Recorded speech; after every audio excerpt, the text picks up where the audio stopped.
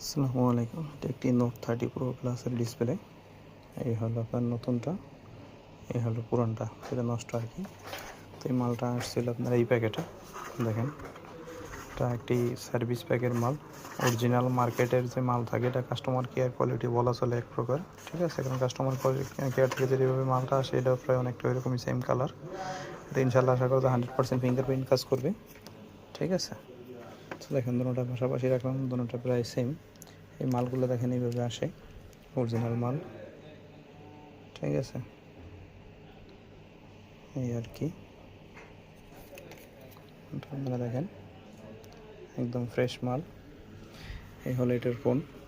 তো ডিসপ্লেটা আমার মতে এটা পুরো ফ্রেম সহ আসলে ভালো হইতো। লুজ ডিসপ্লে না এসে যদি ফ্রেম সহ আসতো, যদি লাগে আর 2-3 হাজার, আপনার 200-300 টাকা বেশি হইতো বা 500 টাকা বেশি হলে এটা ফ্রেম সহ আসলে জিনিসটা ফিটিংটা অনেক সুন্দর হইতো।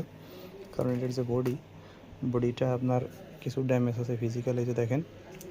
এরপরে নিচে এখানেও ড্যামেজ ছিল এবং অপোজিট সাইডেও এই যে জায়গাটা যদি দেখেন আপনারা, ঠিক আছে, অতটা হয়তো বোঝা যাচ্ছে না।